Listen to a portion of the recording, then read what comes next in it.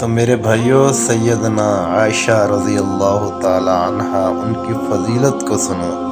کہ تجھ پر الزام لگے تو تیری گواہی تیرے ماں باپ دیں یا نہ دیں، مجھ پر الزام لگے تو میری گواہی میرے ماں باپ دیں یا نہ دیں، کسی پر بھی الزام لگے تو کوئی اس کی گواہی دے یا نہ دے،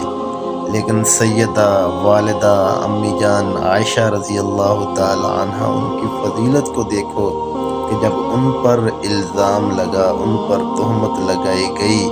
تو اللہ تبارک و تعالیٰ کی ذات نے خود ان کے بارے میں اپنا پاک قرآن نازل فرمایا،